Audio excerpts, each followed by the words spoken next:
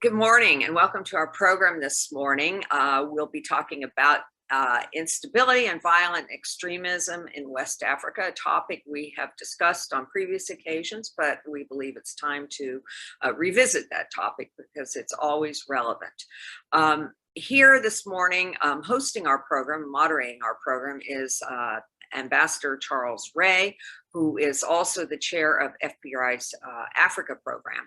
For those of you who don't know me, I am Raleigh Flynn. I'm the president of the Foreign Policy Research Institute, a nonprofit think tank based in Philadelphia, but what we consider a national asset because our audiences are not only nationwide, but worldwide. This morning's program, this morning, we'll also be joined by Christian Ani, Emily Estelle, and Daniel Eisinger, all of whom are experts in this area, and we're very, very pleased to have them here this morning. Ambassador Charles Ray, as many of you know, served as U.S. Ambassador to the Kingdom of Cambodia and to the Republic of Zimbabwe, and also did a full career in the U.S. military before he joined the State Department. So he has a very distinguished background and certainly knows these topics well. I'd also like to say this is part of a three-part series we're doing on Africa, and we have two additional programs, and they'll all be Tuesday morning at 10 a.m. Eastern time. And so next week, we'll also be doing a program, and the topic of that will be Ethiopia. Is there any end to the crisis in Tigray? And we'll have several former ambassadors to talk about that, hosted again by Ambassador Ray, but we'll have Ambassador Aurelia Brazil, Ambassador Hank Cohen, and Ambassador David Shin, who have, all of whom have been on previous Africa programs and have just an incredible background in this area. And I think you'll find those programs very informative. The other program we'll be doing 2 weeks from now, August 9th, again, Tuesday morning at 10 a.m. Eastern, will be an assessment of the Kenyan elections, and we will have a distinguished panel of experts for that as well. So before we get started, a couple of reminders. If you have questions, put your questions in the Q&A box at the bottom of your screen. We'll be going to those questions roughly about halfway through the program. Go ahead and start putting them now in there as you think of them. Also in the chat box, we will have a map of Africa and the areas that we're going to be talking about. We'll be putting that in there. And also, if you have any technical problems, put a note to us in the chat. We'll be happy to help you with that. So without further ado, let me turn it over to Ambassador Charles Ray. Thank you and welcome to all of you. This is a follow-up to our previous program on violent extremism and its effect on stability in West Africa. I'd like to welcome back Ms. Emily Estelle and Mr. Daniel Eizenga, who gave very, very good presentations last time, and welcome as a newcomer to this program, Professor Christian Ani, who is coming to us from the continent, who has a deep background on this issue. As President Flynn said, if you would please put your questions in the Q&A box, and we missed a lot of your questions last time, so those of you who are back, put your questions in early so we can get to them. Each of our speakers, and we'll start with Professor Estelle, then Professor Eisinger, and then Professor Ani, will speak for about 3 to 4 minutes to introduce the topic. Then we'll have a very brief conversation, and then we'll have a Q&A from the audience, moderated by President Flynn. And so without further ado, Ms. Estelle, would you please take the floor? Thank you so much, Ambassador Ray, and thanks to anybody who's rejoined. It's great to be back. Thank you to FPRI. So my name's Emily Estelle. I'm a research fellow at the American Enterprise Institute here in DC, and I'm also the research manager for our critical threats team, which is our open source intelligence unit here at AEI. And my work focuses in particular on jihadist groups globally, but especially in Africa. So just to set the scene for this morning, I want to highlight a couple of pretty concerning security trends related to jihadist movements in Western Africa.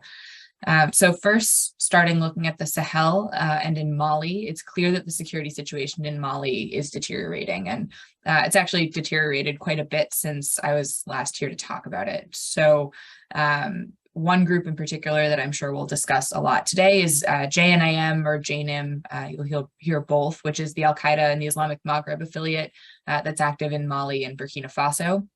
And that group actually conducted a series of major attacks just this last week, including the first attack that's actually happened over the course of this insurgency on a military base quite close to the Malian capital, Bamako. And so this group certainly appears to be emboldened right now, and at a time when kind of different jihadist groups in Mali appear to be really focusing their energies on targeting the Malian government and security services. JNIM and the Islamic State affiliate in Mali actually struck a truce in late May, according to a recent UN report. So some of those divisions are being tamped down in favor of this fight against the Malian government. Now this is happening, this escalation is happening as the counterterrorism infrastructure in Mali deteriorates. So this has been ongoing in the aftermath of Mali's coup, but we've seen the French CT mission accelerate its withdrawal. Mali withdrew from the G5 Sahel coalition, and there's now deteriorating relations between Mali and the UN mission in Mali as well, including ordering the spokesman of that mission out and arresting some peacekeepers from the Ivory Coast. One other factor that I'm sure we'll discuss in Mali is the presence of the Wagner Group, the Russian private military contractor force, which has also been accused of some atrocities in recent months. Now moving from Mali to neighboring Burkina Faso, the security situation there is also deteriorating. Burkina Faso had a coup as well in January, and violence in the country has increased since the army recently called for evacuations of these quite large military zones in late June, which emphasizes how much mass displacement is still affecting many people in Burkina Faso. And jihadist groups also appear to be somewhat emboldened there. There was a statement recently by a Burkinabe jihadist leader calling for expansion in the country. Now the situation in the Sahel has been increasingly spilling over into the littoral West African states on the Gulf of Guinea. This isn't a brand new trend at all, but it's certainly gotten more apparent. In the last couple of weeks, the largest changes have been in Togo, where there was an uptick in attacks. And there's also been reporting of increased jihadist activity on the roads kind of connecting northern Togo and Burkina Faso. And Togo has also been starting to evacuate communities in preparation for military operations. Other countries in the area, Ghana, the Ivory Coast, Benin, are facing similar risks of this spillover insurgency from Mali and from Burkina Faso. Now, briefly moving from the Sahel to the Lake Chad Basin, I do want to flag that jihadist trends have also been worrisome in Nigeria, which is, of course, an incredibly important, influential country in Western Africa and in Africa writ large. So in the last couple of weeks, there have been some shifts in jihadist activity, particularly outside of northeastern Nigeria. For the first time since at least 2017, there's been a significant escalation in jihadist activity outside of the Northeast. There was a prison break that I'm sure many of you have seen reported from early July, which was claimed by the Islamic State group that's active in Nigeria. And there's also a kind of overlapping and complicated security crisis involving not just multiple jihadist groups, but also various armed groups, bandits, warlords in northwestern Nigeria. And so that's a relatively more recent trend that has gotten significantly worse. So just to wrap up my introduction, it's pretty clear that the security trends are negative in this region right now. And so I'm sure what we'll want to discuss are some of those implications. Certainly the effect on civilians who are caught in the crossfire and affected by the various humanitarian crises is quite severe. One question from my perspective of analyzing the global jihadist threat is how locally focused are these groups, or how internationally focused may they be? Generally, these West African jihadist groups have not demonstrated much intent or capability to conduct the kinds of external attacks that US policymakers might be particularly concerned about. But at the same time, the Islamic State global organization and Al-Qaeda have started to put a lot of emphasis on their African affiliates, which shows some attention to the growth of jihadist movements in this area. And finally, we should also be looking at how geopolitics interacts with the counterterrorism problem set. So the Wagner Group Russian presence in Mali is the most obvious case, but as these states contend with these security problems, questions like what their counterterrorism partnerships are and which countries are involved are also quite relevant. So I'll leave it there, but I'm excited to get into discussion on these issues.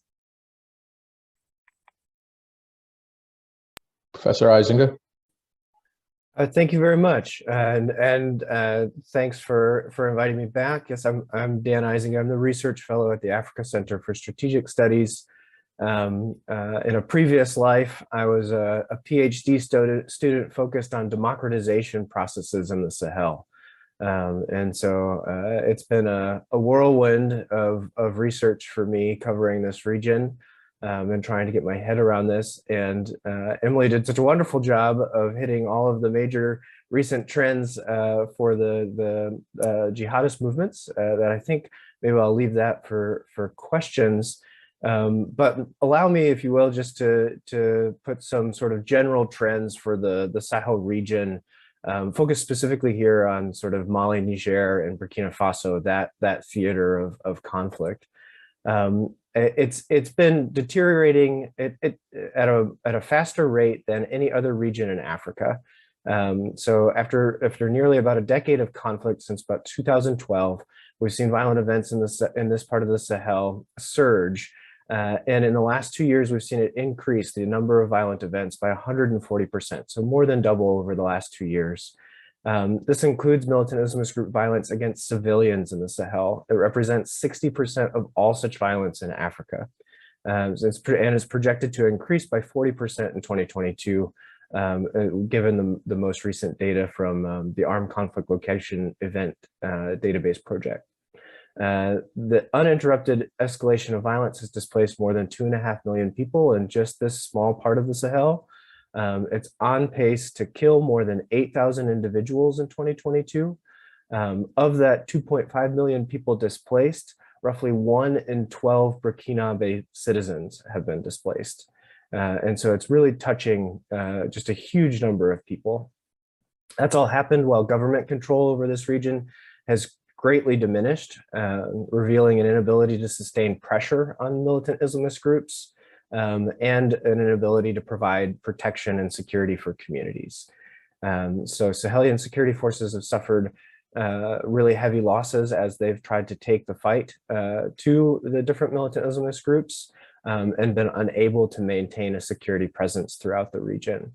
And so I think that this all indicates that there's a need for a major rethink on security strategy in the region. I think that there needs to be some recognition that these violent extremist groups employ irregular tactics and operate as local insurgencies, and thus require a much more focused, sustained counter-insurgency campaign.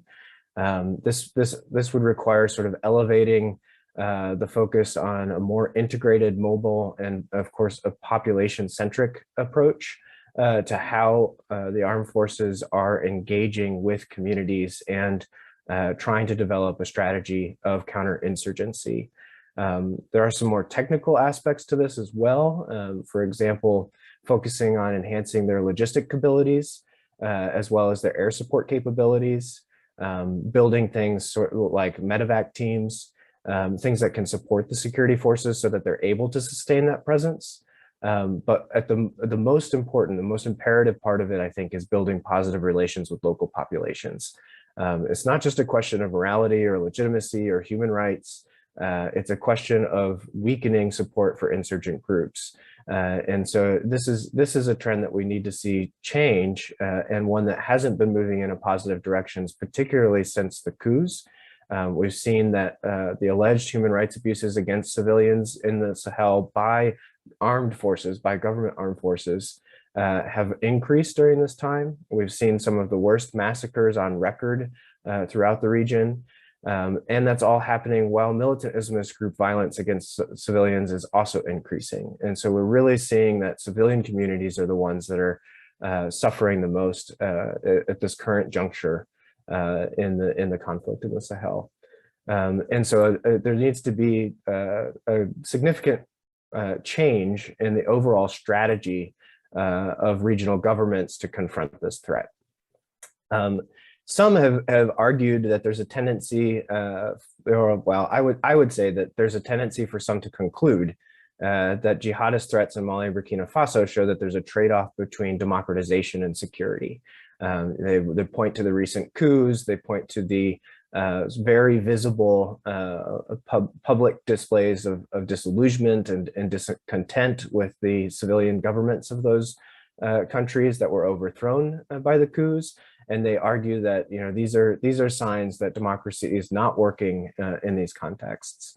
But in fact, of the 8 African countries facing violent extremist insurgencies, only half of these are sort of trending in a democratization way. The other half were authoritarian. So on balance, when looking at violent extremism, when looking at militant Islamist violence and conflict on the continent, you see it's a pretty even distribution. Meanwhile, 3/4 of African countries facing armed conflict, 12 out of 16, are either autocratic or semi-authoritarian governments. And so overwhelmingly, where we see conflict on the continent, we see that it has an authoritarian trend. 7 out of 9 autocracies facing armed conflict have leaders who have come to power via coup or prolong their time in office by evading term limits. And so that now would include Mali and Burkina Faso. 8 out of 10 countries of origin for Africa's record levels of forced displacement are autocratic or semi-authoritarian. And so we can see direct linkages here between conflict, displacement, and authoritarianism. Overall, 9 out of Africa's 16 autocracies, or roughly 50%, are experiencing armed conflict.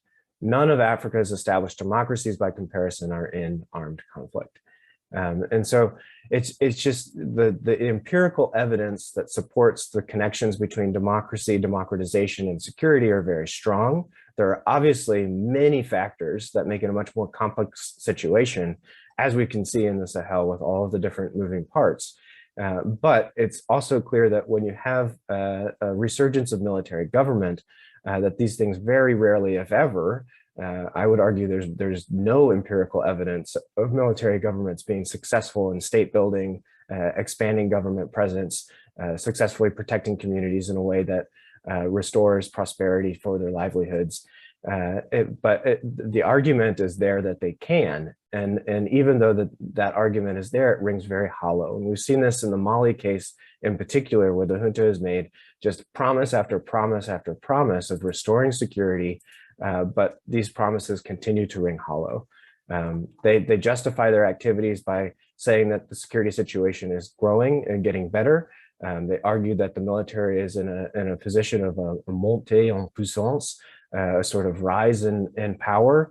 And yet, as Emily pointed out, more and more conflict events are getting closer and closer to the capital city, and they're taking on hard targets again. So more and more of the targets in these events have been military targets. And so we're seeing that montée en puissance is not translating into greater security for civilians, for the citizens of Mali. And this is something that we see that's consistent across military regimes and authoritarian governments. They're very insular. They care about staying in power and retrenching their power. They're not focused on expanding protection for citizens. And that's, I think, part of why we're set now in 2022 to see violent events and fatalities linked to those violent events associated with militant Islamist violence grow by more than double this year. It's a startling trend in a region that's been suffering a devastating and very rapidly deteriorating security situation. So I think that's what I would contribute to our scene setter, and I really look forward to engaging with the conversation and questions. Thanks very much. Great, thank you. Professor Ani, welcome, by the way. Yeah, thank you very much, Ambassador. I think the previous speakers have already given very significant context to this crisis of violent extremism in the region. But then I'll just like to, while drawing on from their conversation, but to piggyback on a lot about the adaptability of these violent extremist groups. You know, one of the things that that is the key weakness here is are states and international actors adaptable enough to the situation of violent extremism? And the answer is no, as in we're very slow to adapting to how they operate and how they respond to crisis. So when you look at Boko Haram, as in when you look at their operation in Lake Chad Basin, for instance, you see that with Shekau's movement, there was that attack, indiscriminate attack across board. But then when the ISWAP separated from Boko Haram, the core issue was that we will not target civilians, even though they are supporting government or they're inside of the government, but will not overtly target civilians. And they changed that approach. If you see over the last few years, the successes that this group have been having against military infrastructures and government infrastructures in the region has been quite significant. And when you see a lot of arms that have been diverted from there, it is from state actors into the hands of the illicit markets, mainly from the attacks, successful attacks by these military groups, if I must say. So that is one of the adaptability that they're increasingly adapting, becoming more civilian accepted, more accepted in the local communities. One could also ask, like, for instance, why is it that a whole group of people on motorcycles, about 100, will attack a Kuje Abuja, and then no one, this is not well, as in there was intelligence about it, but then that this is not well reported by civilians in the communities that they will probably have traversed, and then into the capital city here in Abuja. That is one of the things that, one of the bigger challenges that the region is having. So currently we are in Abuja, I'm also in Abuja, but then the threat that we face is that it's almost like you can get attacked from anywhere on a regular basis by Islamist groups. The ISWAP have attacked Osun State, which is in the far southern region, very far from the from its base in Borno. There are also reports that it has cells in the Middle Belt area, in Kogi State region, and also in Adamawa State, where necessary, and they could, you know, mobilize and carry out attacks. But then you can see it on the one hand, that there is some relative success of attacks by government onslaughts against them within the Borno area. And then what they have done is to adapt to that condition and then spread their terror attacks across. And this is where we are seeing in the forms of banditry, regular kidnappings, or working with some criminal groups to do enforce a lot of kidnappings in the region. So that is one of it. And then another key aspect is the littoral states within West Africa. Ghana, for instance, Togo, Benin, they're not faced with this. They were not faced with this violent extremism threats, but these violent groups have now seen that, okay, attention is on Mali, in all those other regions, but we could develop other cells in seemingly safe zones. So you see attacks going down from Burkina Faso into Ghana, as in the regions with Togo. But then you see that there are cells already being developed, as in intelligence report that we do get, is that there is a significant attacks cells of ISWAP growing within northern Ghana. There's also reports of several attacks and people killed in Togo by these by violent extremist groups. So in some sense, you begin to see how they adapt to what is happening within those regions into there. But then what we fail to have within the region is that proactive governance is a challenge. people have been reporting about the spread of these terrorist groups region and across West African states, but there's little done about it to address those crises, to say, okay, let's preemptively go after these growing cells to prevent those happening. There's no attempts at that. Weakened governance also, as colleagues have highlighted, the coups and all that are all reflective of those. So let me leave it at that, and then maybe we could have a bigger discussion at this.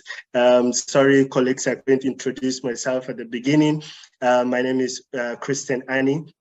I work with the Institute for Security Studies as the Senior Research and Project Coordinator for the region in West Africa, working on organized crime in the region currently. Thank you. Well, thank you, all three of you. Very good presentations. Before we go to questions from the audience, I have a couple myself. You sort of did a causal analysis, if you will, between representative government and armed violence. But I also heard you say that even some of the democratic states are experiencing Islamic extremism, and as Christian just said, you know, the Boko Haram is actually going into places like Ghana, and I guess, you know, my question there would be: are there specific causes of this extremist motivations for these extremist movements, and if so, you know, what are the things that the governments and the international community supporting these governments can do to mitigate these issues? Emily? Sure. Yeah, of course, there are a lot of different causes to identify. So I'll choose one that has shown up, and of course is not enough on its own, but the relationship between security forces and civilians at a local level can be very important. And looking at Mali and Burkina Faso as examples, some of the communities where these armed violent extremist groups, jihadist groups have been able to take root, have been able to do so because they've either kind of partnered with local communities against either kind of other local threats, other armed groups, or there are communities that have been aggrieved by their interactions with state security forces. So summary executions, extortion, these other dynamics. And you see this kind of dynamic where to the community, the state isn't any better than the jihadist, and sometimes is worse. And so as far as what the state can do, there is, you know, professionalization and justice systems, and there's training, there's change that needs to happen as far as how security forces actually relate to populations. You see this, this was now a couple months ago in Mali, but the Malian army, with the help of Wagner Group, was undertaking counterterrorism operations, and they and kind of basically launched a pretty significant attack on a town that had been controlled by a JNIM component. But the way that they did that was to kind of kill a large number of people without going through the process of arrests, trials, etc. And so after the Malian forces left, you had the jihadist group come right back in, and now there's also even more grievance locally. So that breaking that cycle is one of the most difficult and most important things.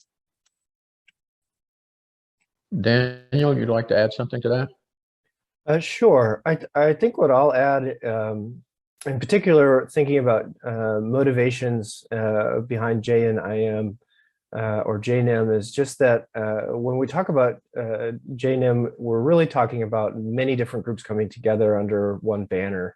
And so I like to think analytically about JNIM as being more of a coalition of forces. I think that's a more fruitful way of understanding how it operates as an organization. It is affiliated with Al-Qaeda, particularly Al-Qaeda Islamic Maghreb, which has roots going back to Algeria and militant Islamist movements there. But it has morphed in recent years, or evolved, to include groups that are locally rooted, and it's taken on much more of a local insurgency kind of characterization. And that includes groups that identify with communities that are more closely linked to, say, central Mali, or communities that are more closely linked to parts of northern Mali that border northern Burkina Faso, as well as groups that are more dispersed throughout West Africa. And so you have a sort of a hodgepodge of different communal aspects that are also sort of motivating some of the actions of these groups. And so you'll hear folks talk about the Fulani, or as they're mentioned in Francophone context, the Pole, and that being a major ethnic community that you find across West Africa, and being strongly linked to some of the groups that comprise JNIM. But it's important also to remember that it's only a very, very small minority of Fulani that are actively involved in these militant Islamist groups. There are, in fact, many, many, many more Fulani that are part of the communities that are facing the violence that these groups are waging. And so it's not, I don't think it's as simple as saying this is just ethnic conflict. It isn't at all. There are many different drivers behind the militant Islamist groups at work here. And so if we look at the leaders of the different groups, we can start to pull out where some of them are more ideologically motivated. They're really pushing to establish a different form of governance. They're trying to establish an Islamic caliphate that's run by an extremist interpretation of Islamic Sharia law. Whereas in other contexts, you see leaders that are charismatic, but more interested in some of the economic opportunities or criminal opportunities that insecurity presents to them. And I think that it's reasonable to assume that if we go down the sort of hierarchy of militant Islamist groups from leaders to sort of the foot soldiers, you have a wide range of different motivations. And so that can be a context of grievance against security forces. It could be context of grievance of intercommunal violence. It could be simply a lack of economic opportunity in which you're motivated to take up arms because it presents an opportunity for you. It prevents some degree of adventurism. And so there are all those different motivations, I think, when we start to think about why people are taking up this fight. And I would argue that while the balance of countries facing militant Islamist violence, if we're to sort of think of them as regime types between democratizers or those that lean more authoritarian, while that balance is pretty even, that in a democratic context, there are political institutions that function based on trying to identify the basic needs of the people. And that takes time. And it's messy. It's not democracy is not a clean cut. You just tell your government what you need and what you want, and then you get it. And it doesn't work that way, right? There are many iterative processes of voting and having to hold authorities accountable, and that requires a lot of institutional building and development. And it doesn't always go in a linear direction of just democracy gets stronger and stronger and stronger. As we know in our own country, democracy at times can be weaker and weakened. And so institutions are sort of a moving target, if you will. But in a context like Mali, where you have a coup and the establishment of a military government, and then clearly designed plans to embolden that government, I think that you start to see a context in which governments are no longer, or governance is no longer for the people. It's no longer responding to those basic needs. And the argument is that that's an easier way to establish a strong strategy to confront the security threats that are in place. But the reality is that does not manifest. And that's what we've seen in Mali over more than, well, we're coming up on the 2-year the 2-year anniversary, right? So it's over that period of time, it's very clear that more civilians have been killed by militant Islamist violence, more human rights abuses have been alleged against the security forces, less territory is controlled by the state, less services are being provided to communities. The international community has been trying to determine what to do with this context. How do they support Mali so that it doesn't completely deteriorate or collapse? And yet they're not able to maintain positive relations with the government that's in power. And so I think that it's quite clear that the military junta in Mali has made the situation exponentially worse. And yet they claim that they're making it better. And that's where you get into trouble with these different kinds of governments. I think that the military government there is all the incentives to put up a show of it going well, when in fact everything is going very badly. Whereas a democratic regime would have to respond to some of that in some way. Imperfectly, messy, sure, but it would have to respond in order to be able to continue to serve the needs of the constituents that its representative government were responding to too. And so I think that that's the key difference, and where I see there being an opportunity to improve the security situation through different forms of government. Great. Christian, you'd like to add something? Yeah, just to add a little to the comments earlier. I think they've already given a good description of some of the motivation, but I'll just want to highlight, as in it all started out of grief against maybe states or state policies and all that. But a lot of what we are seeing is currently is the opportunism, that political economy of that violence. When we see what is happening in terms of the banditry change in region now, we see that most of what they ask for is money, as in it's meant to hurt everyone, as in hurt both the state actors and also citizens, but then they always ask for money, as in when they do kidnap people. They kidnap people in trains leading from Abuja to Kaduna this year, and then it finds they also kidnap people at several points, and then they ask for monies for this. And then in other cases, they just go on an onslaught against civilians. But then we need to also see it from a context where these are people who are looking for identity in various ways, and the identity of belonging to a group that gives them the capacity to carry out these attacks, and then also without without any accountability. It gives them, and then capability to have what they could not have, capability to be leaders where they could be leaders. Those are things that we need to begin to think about and imagine, how do we address those? In Nigeria currently, and then across in Ghana, the margin between the dollar and the local currencies have widened significantly, and this has not changed in how people are being paid in currencies. It has led to inflations, and these groups provide some identity, as in like people who you don't have, and then you need to find that key identity for yourself.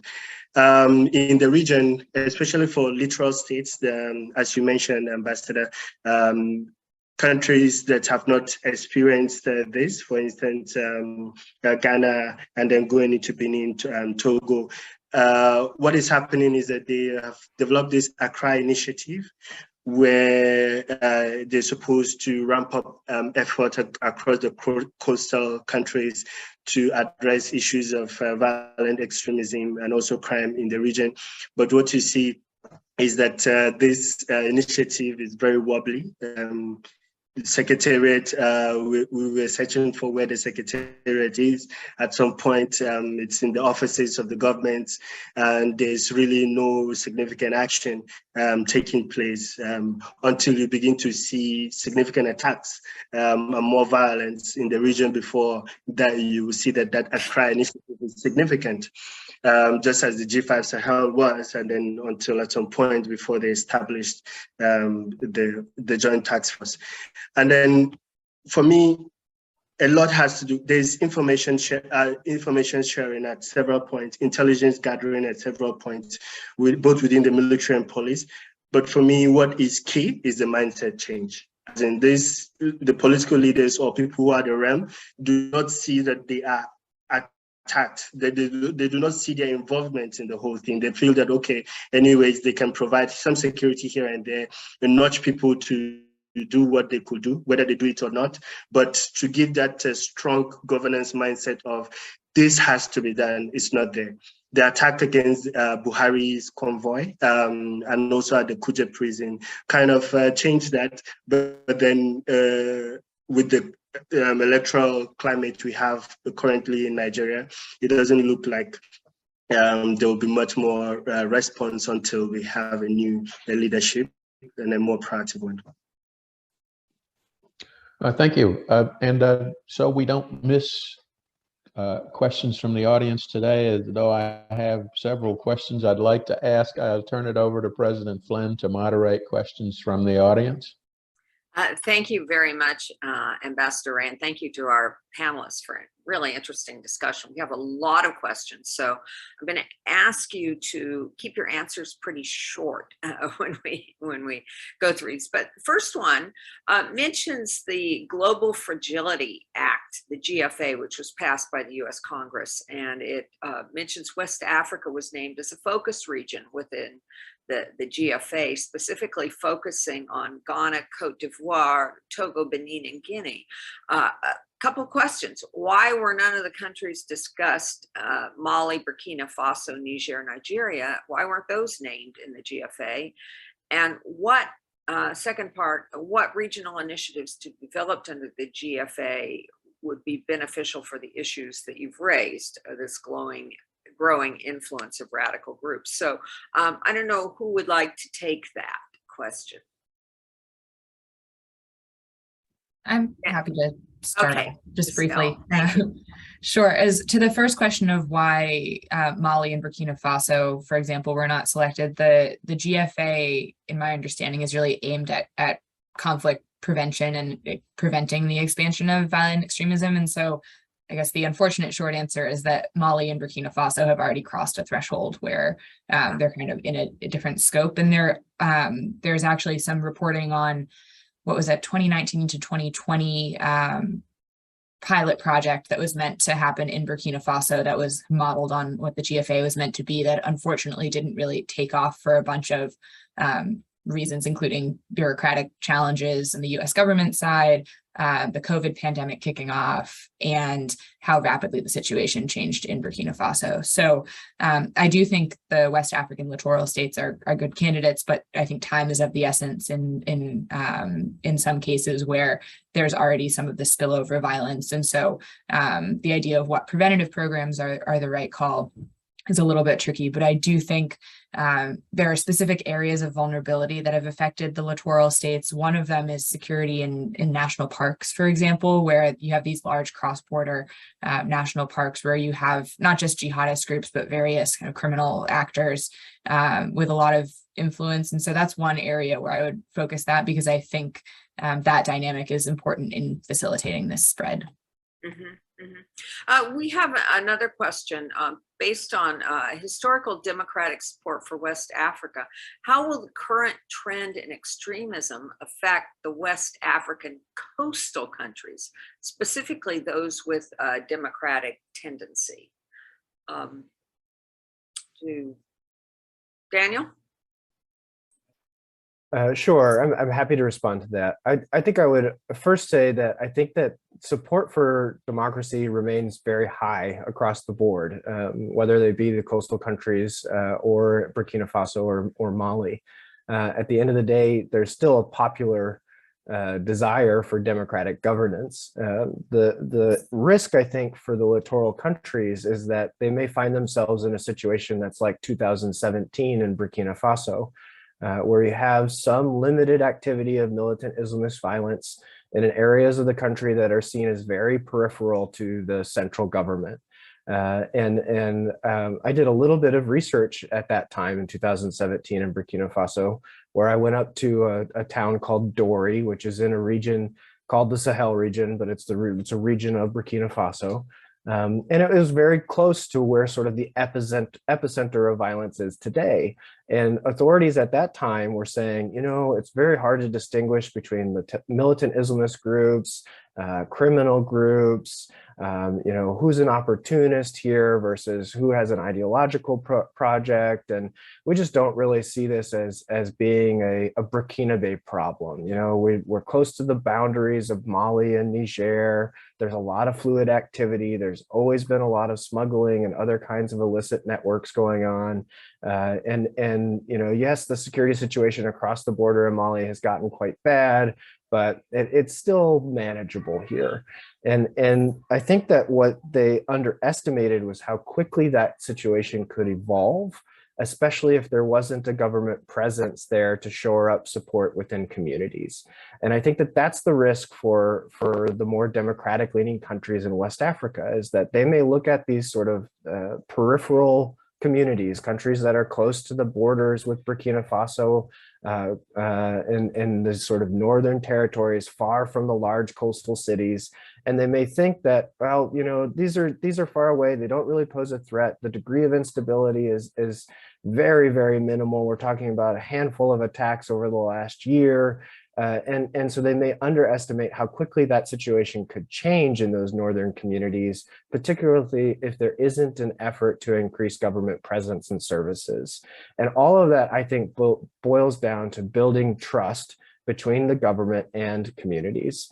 And one place that can start is with the security forces. But when there's not such a huge security threat like there is in Burkina or Mali, it might start with providing veterinary services. It might start with identifying what basic needs are there in those communities and how the government can help to support those things. And I think the Global Fragility Act is perhaps a useful supporting instrument in some of those endeavors. I'll leave my comments there. Thanks. Thanks, Daniel. Another question, I'm going to combine a couple.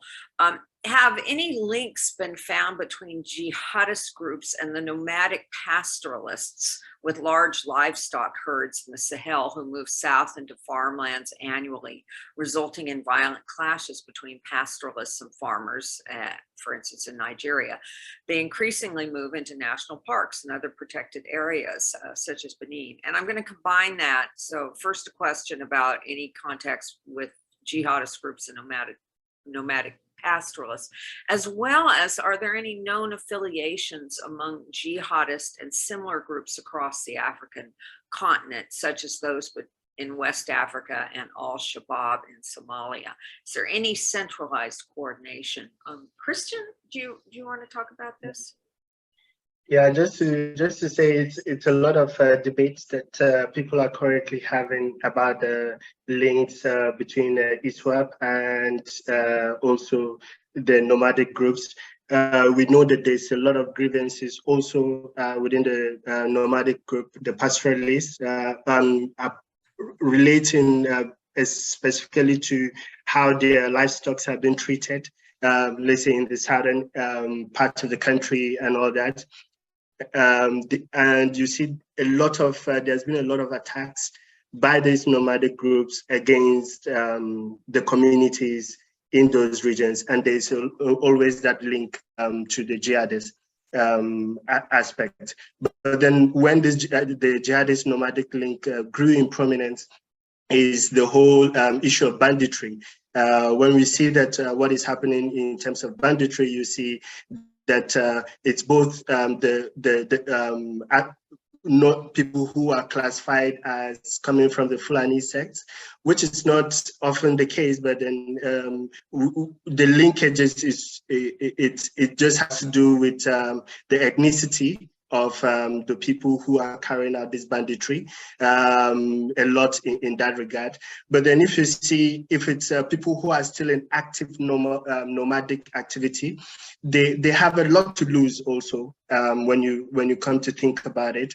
And then when you also see their operations, they have a lot to lose. That if they should engage in this violent extremism, it also means that they will have to lose their cars, lose their properties, which they are very, very particular about.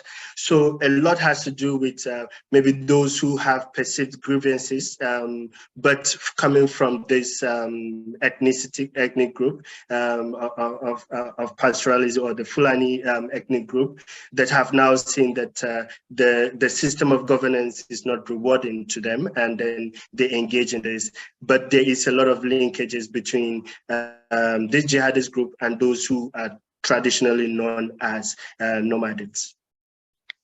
Thank you. Yes, Dr. Estelle. Just to briefly add on to answer part of the question about connections between jihadist groups, including across the continent, I'd say what we've seen more of is the kind of North Africa to West Africa connections remain strong, and that's kind of the legacy of how some of this developed. But there's still some crosstalk, say ISIS connected militants based in Libya coming down to Nigeria to train, for example. As far as connections all the way across, say, to the Horn of Africa, that's less so. There's been kind of minor historical evidence, but in the present, I'd say you see more coordination at a media level. So Al-Qaeda will coordinate media campaigns. You'll see Al-Qaeda in the Islamic Maghreb and Al-Shabaab release a joint statement or part of the same messaging campaign. So there's some of it, but they're not integrated really at an operational level. Yeah, very interesting. We have another question, and I think it gets to the heart of this issue.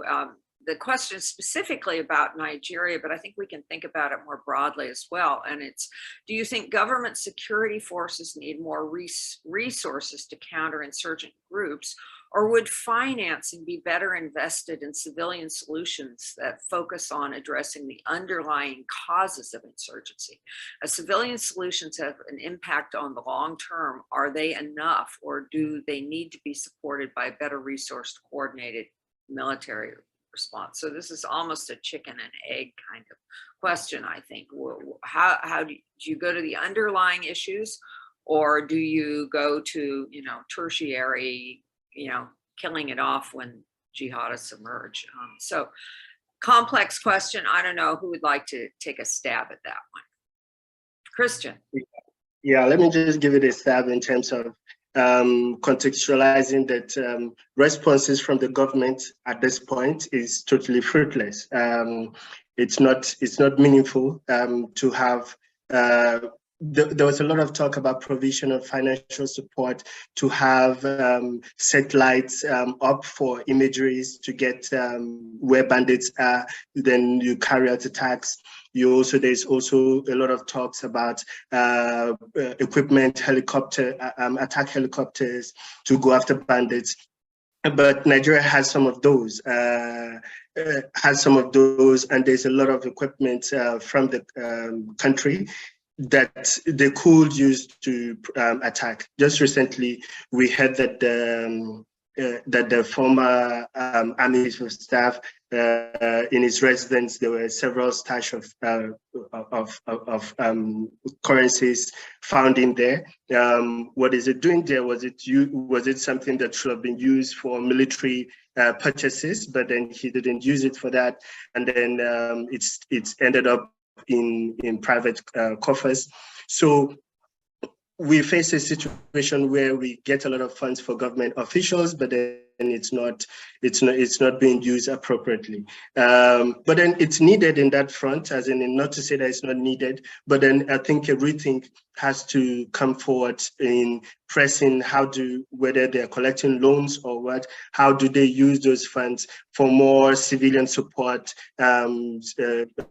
growing the economy, making sure that they protect area and protect civilians in some communities.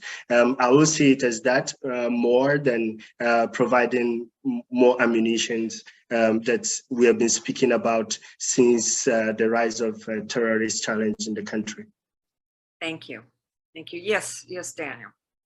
Thank you. I would just add to that. I completely agree. I would add, though, that the security forces, I think, need to undergo something of a major restructuring, not in sort of security sector reform style, but in terms of how they are organized, particularly in places where conflict has reached really high levels, like parts of Mali and Burkina Faso.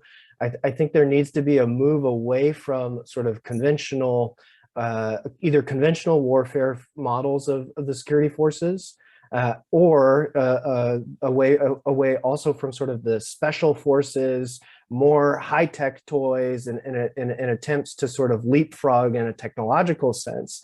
I think what we really need to see is a structuring of the armed forces along counterinsurgency doctrine and strategy. And that means being with the people in the communities. And in parts of Mali and Burkina Faso, it's be very hard to do that because you're not able to sort of marshal the ground force to cover all of that territory. And so we need to look at sort of combining teams of civilian personnel, law enforcement personnel, military personnel that then can operate in very mobile units that are integrated and able to move across that vast territory easily. And in that way, then they can start to reestablish the connection between the state, between the government, between security and defense forces and communities. I think that that's the key. And so investments in the military may be needed to do that restructuring, but they might not be, the most advanced high-tech drones. It might actually be, what makes sense to increase our mobility, and then what makes sense for what communities need for us to be able to engage in a positive way. I think that those are the kinds of investments that the security forces and defense forces need to start thinking through, and that could really bear some useful fruit. Thank you. We have 3 minutes left, and I think three really good questions. So the first one, what are the links between insecurity in West Africa and gold mining, especially taking into account, as has been stated, security trends in the Gulf of Guinea are spilling over into Ghana, Burkina Faso, and Ivory Coast. Ghana, Mali, Burkina Faso comprise West Africa's gold producing region, the world's second largest region after China, and it's increasing. So the question is, how does access to and control of mining resources like gold play into security trends in West Africa and Sahel? Who'd like to grab that one with a quick answer? Yes, Daniel. I can respond really quickly to say that there's a lot of speculation that militant Islamist groups have been sort of coercing folks that work in artisanal mining sites to pay some sort of tax. But what we haven't really seen is sort of the direct management or takeover of these sites. And the same is true for sort of the large scale mining operations. Militant Islamist violence has been really disruptive to those operations, but we haven't seen anything like a takeover in management or takeover in extraction. And so I don't think that those risks are really there. I think really what's there is the ability for those groups to tap into the illicit networks and to derive revenues from that. I think that's the risk. I'm going to put two questions together, even though they're very different, but just so we get to all of them.